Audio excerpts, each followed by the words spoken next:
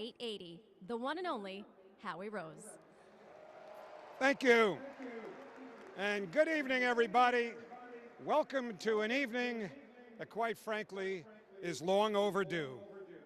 The Mets established the club's Hall of Fame back in 1981 with the inductions of the team's first owner, Mrs. Joan Payson, and its first manager, Casey Stengel. It lives on today here at Citi Field in the Mets Hall of Fame and Museum in the Jackie Robinson Rotunda. Over the years, 27 members have been enshrined in the Mets Hall of Fame for their exceptional contributions on the field, from the broadcast booth, or in the front office. The Hall of Fame committee, comprised of a group of media members and front office executives, unanimously voted for the three inductees we celebrate today, men who played pivotal roles over multiple decades of New York Mets history.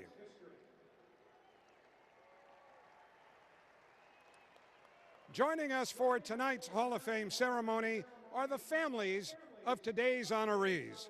From their suite, please welcome John Matlack's wife, Dee, and the Matlack family.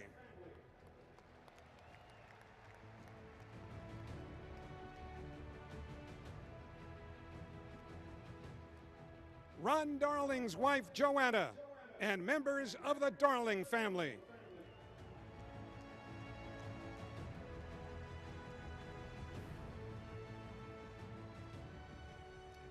Edgardo Alfonzo's wife, Delia, and members of the Alfonzo family.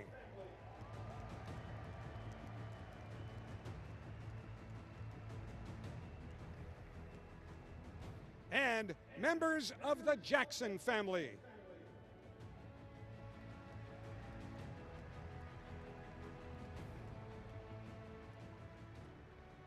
On the field, we welcome some very special Mets legends, along with three members of the Mets Hall of Fame. A three-time All-Star with a career .291 batting average, this infielder played 3 seasons for the Mets, all as a teammate of Edgardo Alfonzo's. Please welcome Carlos Baerga.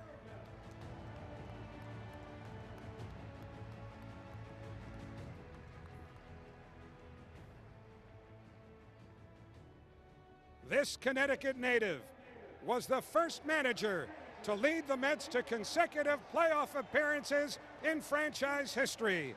He led the Mets to the National League pennant in 2000, racking up 536 wins with the Mets, the third most in team history, the master of disguise, Bobby Valentine.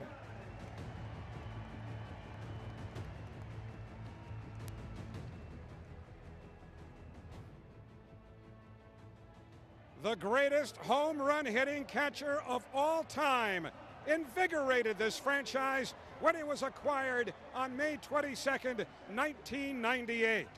A 7-time All-Star with the Mets, he hit 220 home runs, drove in 655 runs during his Mets career. Our most recent inductee, and one of 4 men to have his uniform number retired by the Mets, Baseball Hall of Famer, Mike Piazza.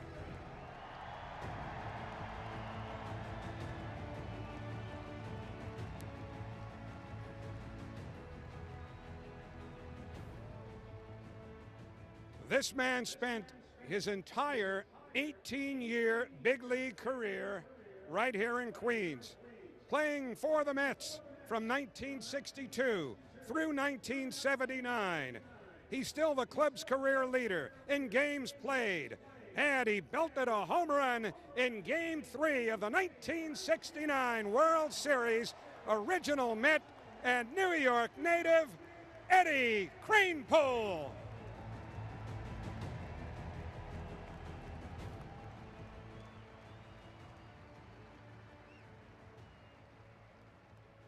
A Queens native whose voice has carried generations of Mets fans through every peak and valley. He served as the SNY play-by-play announcer since 2006, Ron Darling's fellow Ivy League broadcaster, Gary Cohen.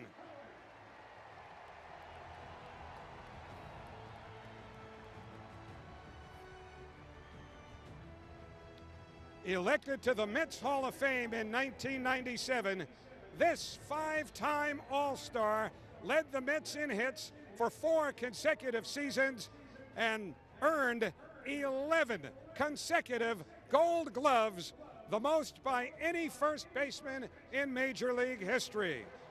A world champion with the Mets, and now a broadcaster alongside Ron Darling and Gary Cohen with SNY, Keith Hernandez.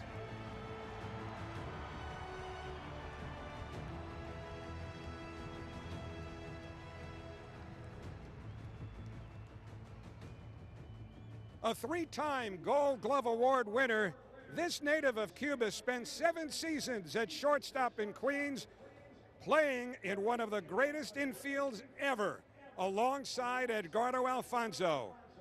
Simply one of the finest defensive shortstops, not only in Mets history, but in baseball history. Great to see him back in Queens. Please welcome Ray Ordonez.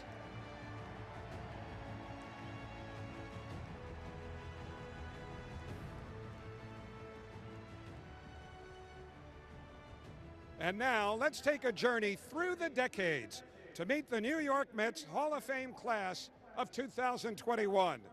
But first, let's welcome a few very special guests representing our Hall of Fame Achievement Award honoree. An original Met. He was a jack of all trades, pitcher, major league coach, minor league pitching coordinator, and front office advisor, who was best known for the impact he had on so many Mets as a mentor and friend. Here to honor the late Al Jackson, please welcome his wife Nadine and sons Reggie and Barry Jackson.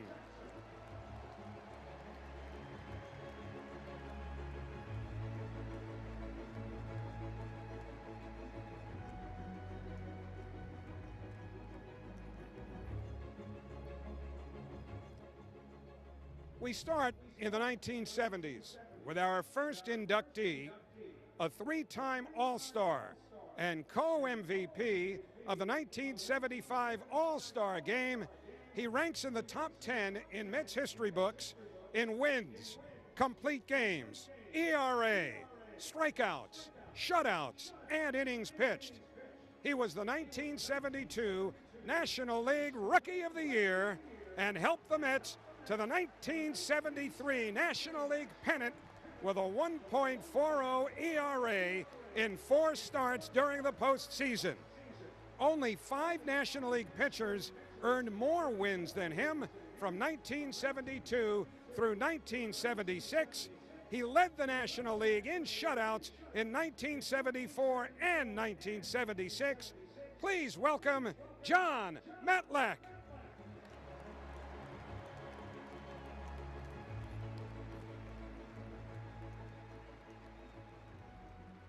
As we move to the 1980s, this 1986 world champion was the winning pitcher in Game 4 of the World Series, helping the Mets even the series at 2 apiece.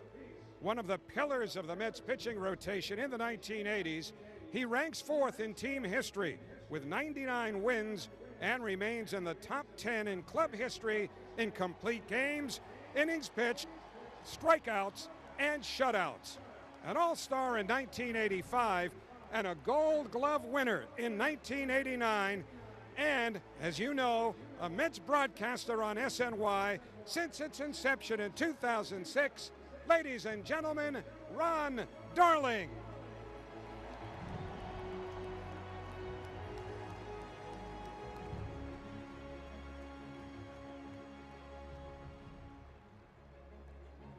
Our final inductee brings us to the 1990s, when he was one of the most clutch performers in Mets franchise history.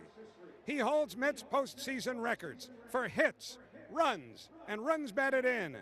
He hit a first-inning home run in Game 163 against Cincinnati in 1999 just to get the Mets into the playoffs, followed by 2 homers, including a go-ahead grand slam in the 9th inning of Game 1 of that season's National League Division Series against the Diamondbacks. A Silver Slugger Award winner in 1999. He's in the top 10 in franchise history in hits, runs, doubles, RBIs, and many other offensive categories. Let's give a loud Citi Field welcome to Edgardo Alfonzo.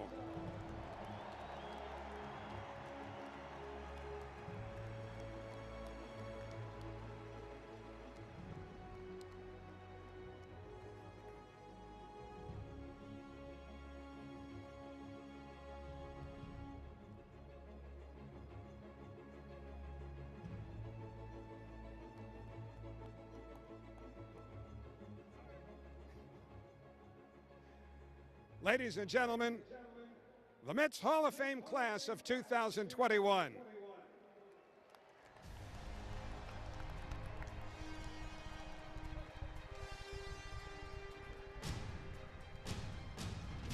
We begin our presentations with the Mets Hall of Fame Achievement Award, established to honor those who have left an indelible mark on the Mets organization, exhibiting the highest level of dedication, achievement, and service to the franchise and fans.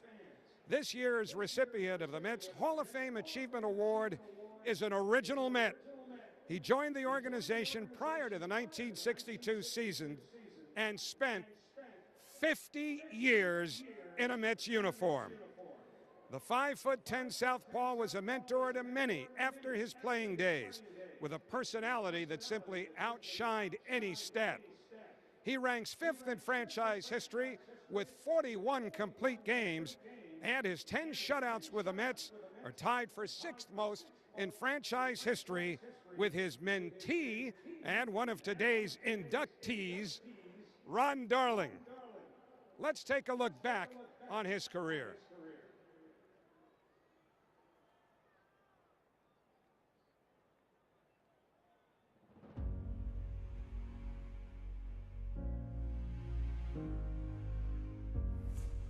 Affectionately known as Little Al, there was nothing small about the lasting contributions Al Jackson made to the New York Mets. An original Met, Jackson was one of the 22 players selected by the Mets in the 1961 expansion draft ahead of the team's inaugural season. Jackson spent 6 seasons in Queens, playing a role in several franchise firsts. He was the first left-handed pitcher to earn a win for the Mets. He tossed the first one-hitter in club history. He threw the first shutout by a Met and earned the first ever Mets victory at Shea Stadium on April 19, 1964.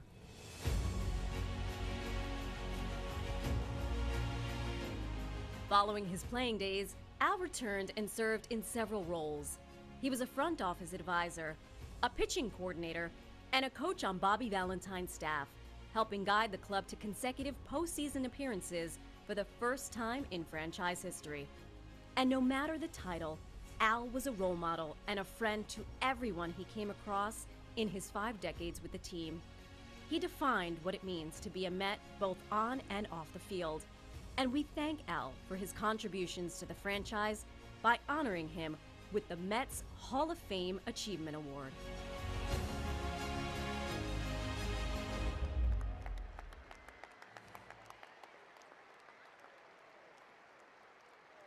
Accepting the Mets Hall of Fame Achievement Award in honor of the late Al Jackson, please welcome his widow Nadine Jackson and his sons Reggie and Barry Jackson. And here to present the award is Mets and Baseball Hall of Famer Mike Piazza.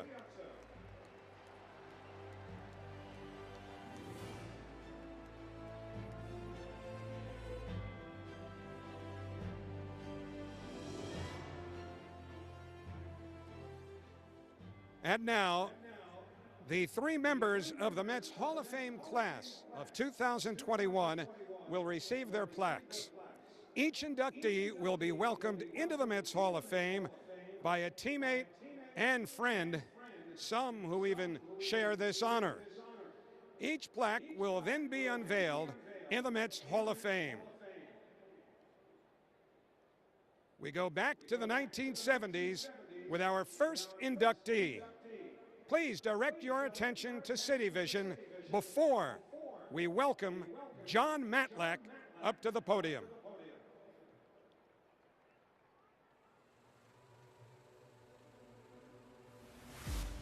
To form an identity means to clearly define the traits that characterize oneself. From the early days of the franchise history, the Mets established their identity as a pitching powerhouse in the National League. And the Mets continued to define their identity when they selected Jonathan "Trumper" Matlack with the 4th overall pick in the 1967 Major League Draft. Matlack burst into the scene in 1972, one of the best rookie seasons in Met history. He earned National League Rookie of the Year honors, joining Tom Seaver as the only Mets to win an award at that time. Matlack and Seaver would join forces atop a pitching rotation that was on the verge of amazing things in Queens. The story of the 1973 Mets is a tale of perseverance. The quintessential underdog story that saw the improbable become a reality. Then came a surge, a wave with the Mets rode from the worst to the first in the division. Among those leading the charge for the Mets, none other than the southpaw from Pennsylvania, John Matlack. Given a ball to their most dependable pitcher the last month of the season. Matlack dominated down the stretch, going 5-1 over his last 9 starts. His dominance continued into October, etching his name into Mets lore for eternity. He turned in one of the finest postseason performances in franchise history. Swung on and missed. He's a strikeout victim. When he shut out the Big Red Machine in Game 2 of the League Championship Series. He has just pitched a brilliant 2-hit shutout. The Mets would win the series in 5. Milner has the ball. It's going to draw. It's over. The New York Mets have won the pennant. Punching their ticket for a matchup with the Oakland Athletics in the Fall Classic. A mad scene at Shea Stadium as the New York Mets have won the National League pennant. It was clear that Matlack was poised to have one of the best pitching careers in Mets history. John Matlack helped shape the identity of the New York Mets, making the club who it is today. And this evening, John Matlack has a new identity of his own, a member of the New York Mets Hall of Fame.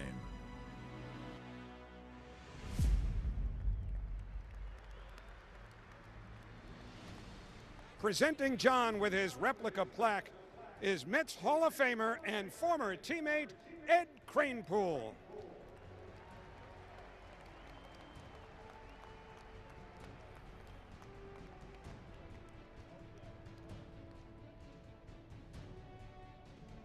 Ladies and gentlemen, John Matlack.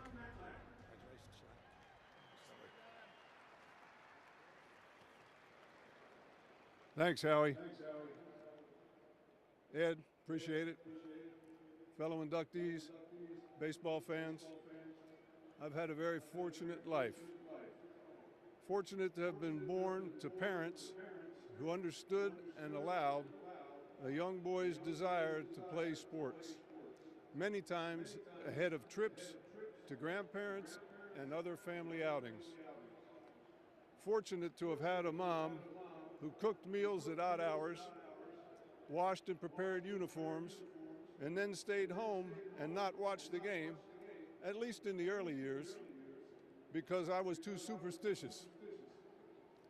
Fortunate to have grown up in a town where Little League Baseball was just beginning, where having fun and learning fundamentals was more important than winning. It was a very good environment to learn the game of baseball. Fortunate as I grew older to be surrounded by many other talented players who wanted to play and improve and dreamed of one day becoming major leaguers. fortunate to have had a high school baseball coach by the name of Charles Perrone, who by his very nature made us as individuals and as a team want to do whatever it took to excel, to go that extra measure to get better. It's an approach I carry with me to this day. Fortunate to have been drafted by the New York Mets, an organization touted for pitching and its development, where I was afforded the time needed to further develop and adjust to the professional game. Shortly after signing my first contract, I was again fortunate to marry my wife of 53 years, Dee, who has tolerated absences and kept my feet mostly on the ground during that time. I would not be here today without her. Fortunate to have been healthy enough to achieve some modest accomplishments over my 17 years as a player and be able to work in the game I love as a coach and instructor for 25 more years. That brings us to today, where I am indeed fortunate and humbled to be included in such good company as a member of the class of 2020/21 class of New York Mets Hall of Fame, an honor for which I am truly grateful and will always treasure. Thank you very much. You gotta believe. Let's go Mets.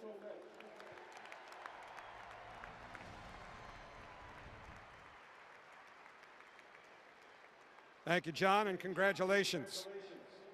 Now, from the broadcast booth to the pitching mound, let's take a look back at fan favorite Ron Darling.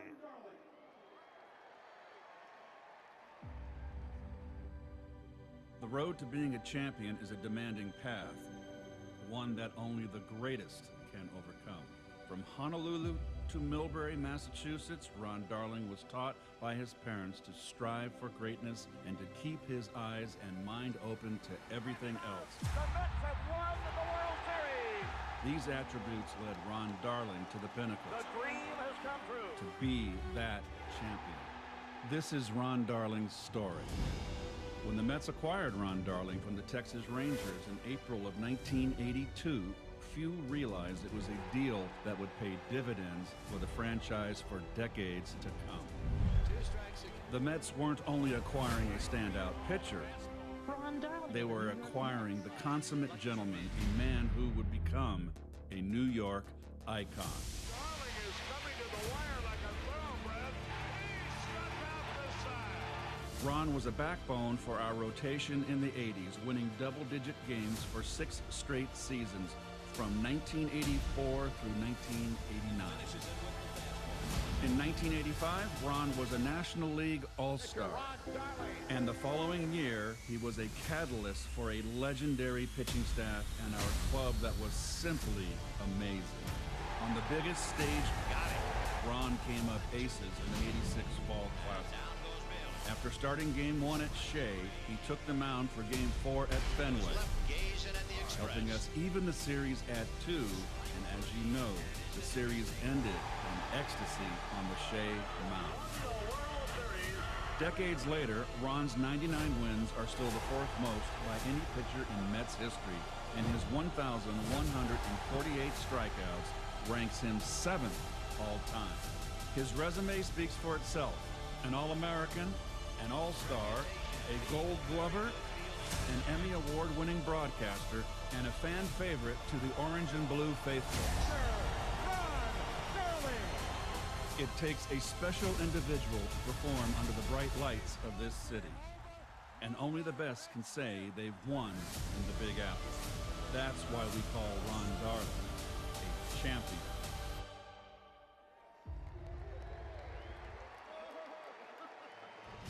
Presenting Ron's replica plaque are his fellow SNY boothmates, Keith Hernandez and Gary Cohen.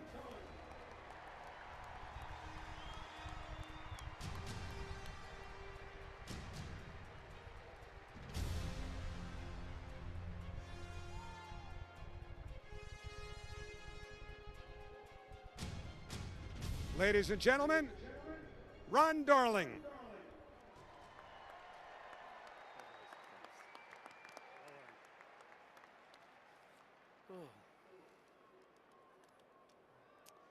I was seeing a lot of split fingers there. Al Jackson taught me that pitch. I want to say congratulations to John Matlack, Edgardo, Alfonzo, and of course the great Al Jackson. Would not have ever made it here without Al.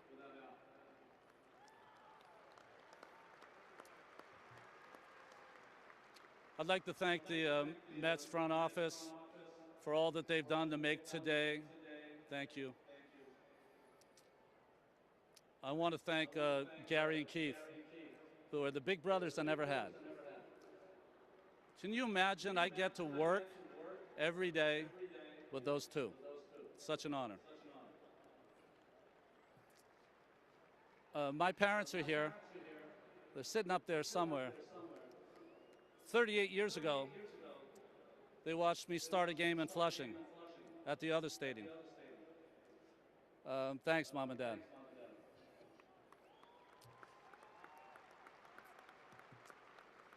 To my brothers, Eddie, Brian, and Charlie, they put up with my insatiable appetite for competition.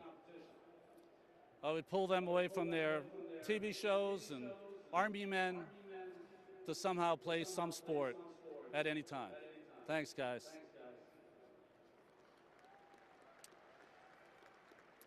I'd like to say thank you to my wife, Joanna. She's here too, and you changed my life, baby. Thanks.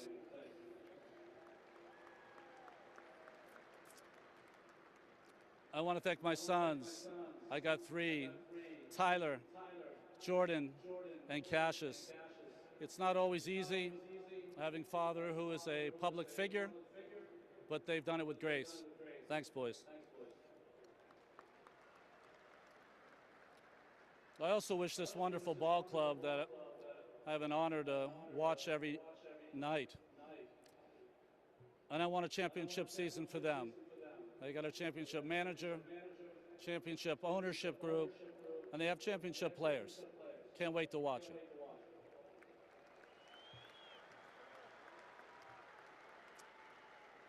And finally, to you fans, I mean, you are the bloodline to this game. We saw it last year. 60 games without you was 60 too many. I just want you guys to know that I've had a love affair with this town and with this fan base, and I just want to thank you very much.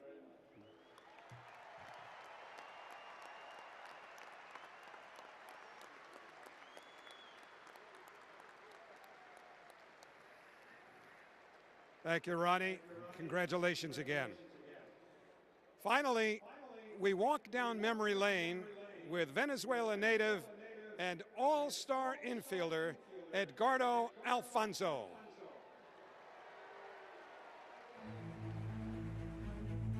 Sometimes a journey cannot be measured within time and space. It's defined by hard work, a love of family, and a passion for a game. This is about a path that could not be stopped by distance. A dream that traveled 2,147 miles away from Santa Teresa del Troy, Venezuela, to Queens, New York. This is Edgardo Alfonzo's story.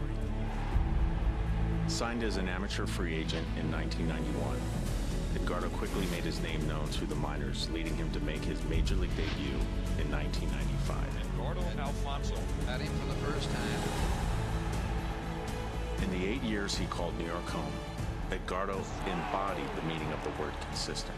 He would go on to have one of the best careers by an infielder in Mets history.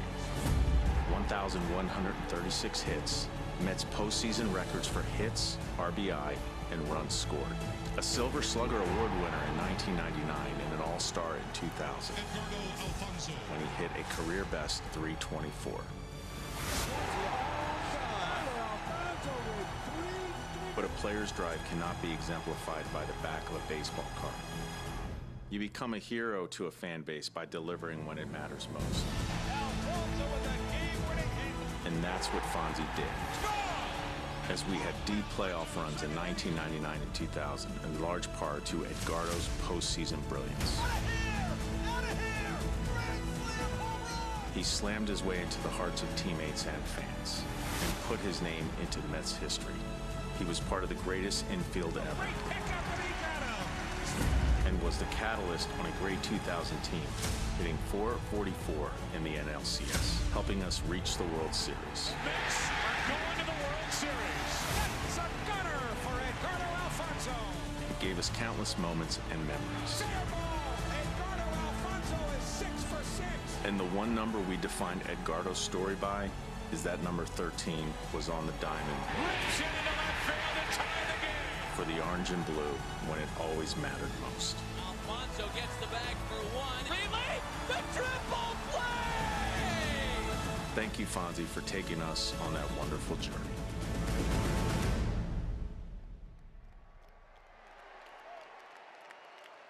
Presenting Edgardo with his replica plaque is a man who shared the infield with him for 7 seasons.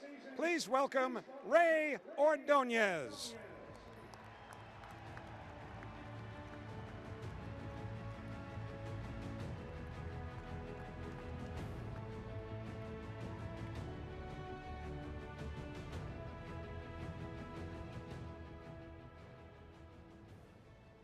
Ladies and gentlemen, please welcome Edgardo Alfonzo.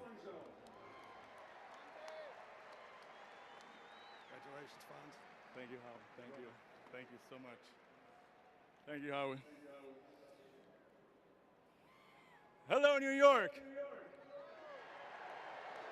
There you go. I like that.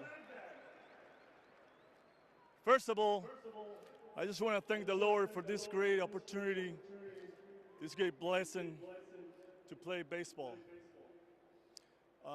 Thank you to the Mets organization, scouts, managers, coaching, development, people, front office, media, everyone involved in this event. Thank you.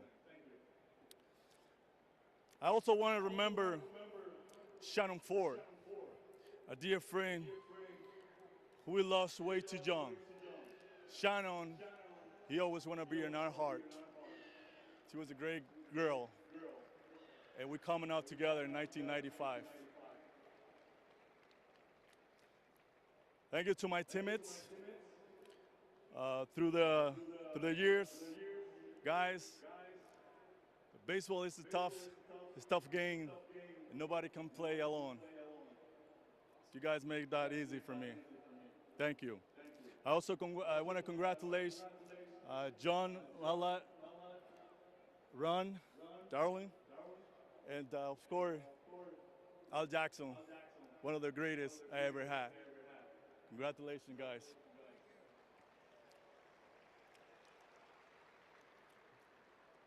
And then I just want to special thanks to this guy. Believe me, when you play against this guy, you hate it so much. But when you play for, you get to love him. Mr. Bobby Valentine, the greatest manager I ever played.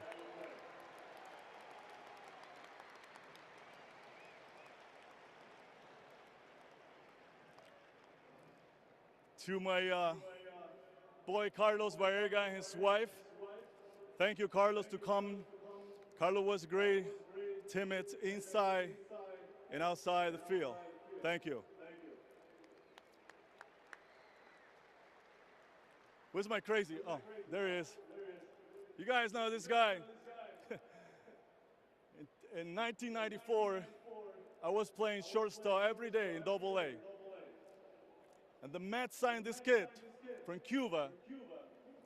At the first, I was kind of like, I wasn't really happy about it, you know, because I had to move to second base.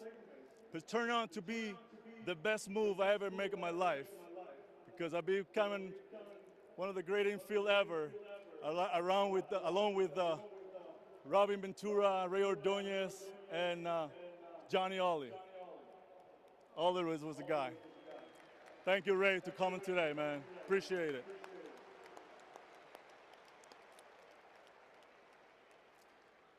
I just want to thank to all my friends who's come today to this great event. Thank you, guys. All the doctors who was here tonight, they really helped me during my time here in New York. To my parents, they back in Venezuela, and then I'm just gonna take it one moment to talk in Spanish because they're gonna see this. A mi padre,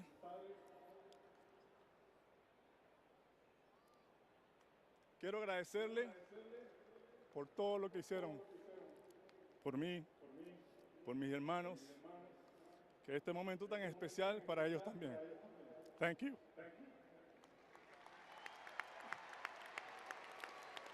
My father, they're in Venezuela. They cannot be here during the pandemic, but I know they're gonna see this, and they're gonna be so proud, you know. Thank you. To my family, my sweetheart, childhood girl, we know since we were 9 years old in our own town in Venezuela. She is my wife, my sweetheart. She is my everything. Delia, love you. Thank you. To my sons, Edgardo is the brain of the house. And Danny is his athlete of the house. Thank you guys for always being and standing by my side. Thank you. Thank you for the great support.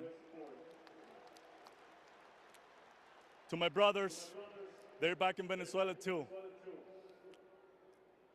Thank you guys for always support me. My brother Robert, my sister Mary, my other sister, sorry, they cannot be here today, but they're gonna see this too.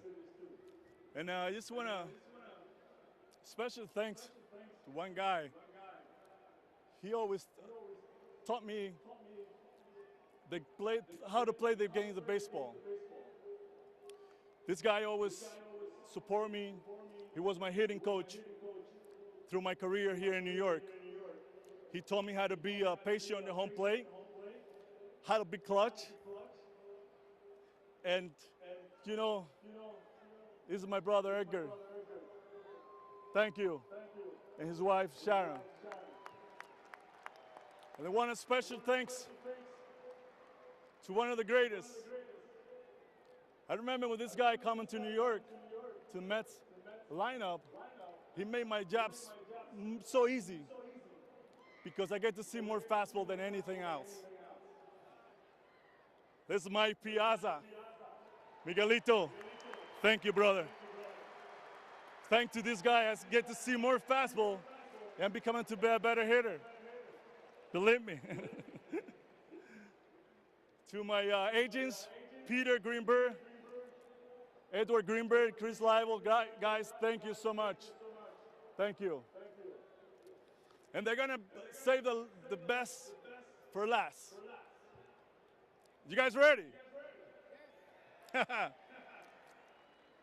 1995, when I first came into New York, on my way to the Major League, when I first stepped in Shea Stadium, old Shea Stadium, I feel all you guys as a fans embrace me as a player.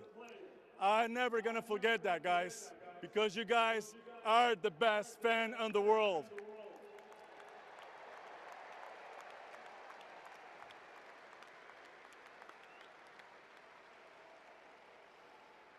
You guys teach me how to play the game. You're always right behind us as a player, as a team. Good time, bad time, you're always there. That's why I make you guys one of the greatest fans in the world. Thank you, New York. Thank you, Mets. Let's go, Mets. God bless you guys. And let's go all the way. Thank you. Thank you so much.